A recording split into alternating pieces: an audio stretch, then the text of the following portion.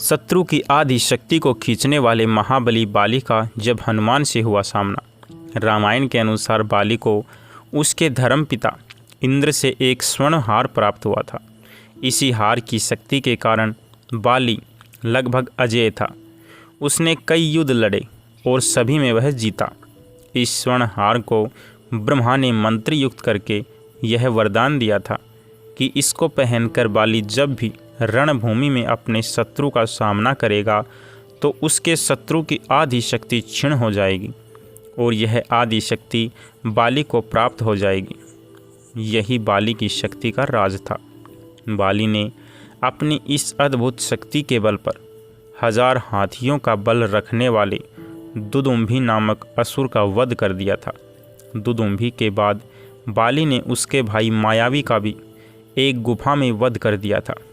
रावण ने बाली की शक्ति के चर्चे सुनकर उससे युद्ध करने की ठानी, लेकिन बाली ने रावण को अपनी कांख में 6 माह तक दबाए रखा था। अंत में रावण ने उससे हार मानकर उसे अपना मित्र बना लिया था। हनुमान और महाबली बाली के सामने की हमें एक कथा मिलती है। बाली को इस बात का घमंड था कि उसे विश्व में कोई हरा नहीं सकता या कोई भी उसका सामना नहीं कर सकता। एक दिन की बात है, राम भगत हनुमान वन में तपस्या कर रहे थे। इस दौरान अपनी ताकत के नशे में चूर बाली लोगों को धमकाता हुआ वन में पहुंचा और चिल्लाने लगा कि कौन है जो मुझे हरा सकता है। किसी ने माँ का दूध पिया है जो मुझसे मुकाबला करे। हनुमान जी उसी वन में राम नाम जप से तपस्या कर रहे थे। बाली के चिल्लाने से उनकी तपस्या में विघ्न हो रहा था। उन्होंने बाली से कहा, वानर राज, आप अति बलशाली हैं, आपको कोई नहीं हरा सकता, लेकिन आप इस तरह चिल्ला क्यों रहे हैं। यह सुनकर बाली भड़क गया। उसने हनुमान जी को चुनौती दी और यहाँ तक कहा कि रे वानर, तू जिसकी भक्ति करता है मैं उसे भी हरा सकता हूँ। राम का मजाक उड़ता देख हनुमान को क्रोध आ जाता है और उन्होंने बाली की चुनौती स्वीकार कर ली। तय हुआ कि अगले दिन सूर्योदय होते ही दोनों के बीच दंगल होगा। अगले दिन हनुमान तैयार होकर दंगल के लिए निकले ही थे कि ब्रह्मा जी उनके समक्ष प्रकट हुए। उन्होंने हनुमान को समझाने की कोशिश की कि वे बाली की चुनौती स्वीकार न करें, लेकिन हनुमान जी ने कहा कि उसने मेरे प्रभु श्री राम को चुनौती दी है। ऐसे में अब यदि मैं उसकी चुनौती को अस्वीकार कर दूंगा तो दुनिया क्या समझेगी, इसीलिए उसे तो सबक सिखाना ही होगा। यह सुनकर ब्रह्मा जी ने कहा, ठीक है, आप दंगल के लिए जाओ, लेकिन अपनी शक्ति का 10वां हिस्सा ही लेकर जाओ। शेष अपने आराध्य के चरण में समर्पित कर दो। दंगल से लौटकर यह शक्ति फिर हासिल कर लेना। यह सुनकर हनुमान जी मान गए और अपनी कुल शक्ति का 10वां हिस्सा लेकर बाली से दंगल करने के लिए चल पड़े।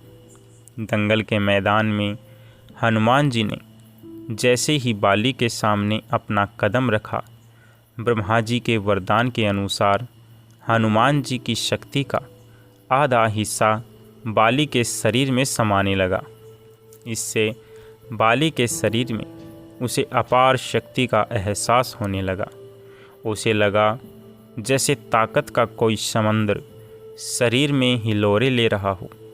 चंद पलों के बाद बाली को लगने लगा मानो उसके शरीर की नसें फटने वाली हैं और रक्त बाहर निकलने ही वाला है।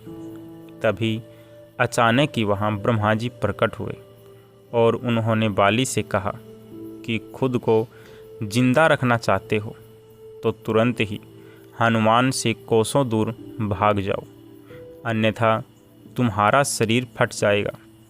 बाली को कुछ समझ में नहीं आया, लेकिन वह ब्रह्मा जी को यूं प्रकट देखकर समझ गया कि कुछ गड़बड़ है और वह वहाँ से तुरंत ही भाग खड़ा हुआ। बहुत दूर जाने के बाद उसे राहत मिली, शरीर में हल्कापन लगने लगा। तब उसने देखा कि ब्रह्मा जी उसके समक्ष खड़े हैं। तब ब्रह्मा जी ने कहा कि तुम खुद को दुनिया में सबसे शक्तिशाली समझते हो, लेकिन तुम्हारा शरीर हनुमान की शक्ति का छोटा सा हिस्सा भी नहीं संभाल पा रहा है। तुम्हें मैं बताना चाहता हूँ कि हनुमान अपनी शक्ति का 10वां भाग ही लेकर तुमसे लड़ने आए थे। सोचो, यदि संपूर्ण भाग लेकर आते तो क्या होता। बाली यह जानकर समझ गया कि मैंने बहुत बड़ी भूल की थी। बाद में बाली ने हनुमान को दंडवत प्रणाम किया और बोला, अथाह बल होते हुए भी हनुमान जी शांत रहते हैं और राम भजन गाते रहते हैं, और एक मैं हूँ जो उनके एक बाल के बराबर भी नहीं हूँ और उनको ललकार रहा था। मुझे क्षमा करें हनुमान जी। बताया जाता है कि हनुमान जी की ताकत का अनुमान लगाना भी नामुमकिन है। बजरंगबली अतुलित बल के मालिक हैं और इतनी ताकत को एक योगी भगत ही अपने अंदर समेट सकता है। किसी अहंकारी के बस की बात नहीं। जय जय बजरंगबली, जय श्री राम। पवन पुत्र हनुमान की जय। नमस्कार मेरे प्यारे दोस्तों, आपको यह कहानी कैसी लगी कमेंट बॉक्स में अपनी राय अवश्य दें और आपके अपने चैनल हिंदी स्टोरी किंगडम्स को सब्सक्राइब करें ताकि आने वाली नई नई कहानियाँ आप तक पहुंच सकें। तब तक के लिए आप सभी का बहुत बहुत धन्यवाद। जय श्री राम।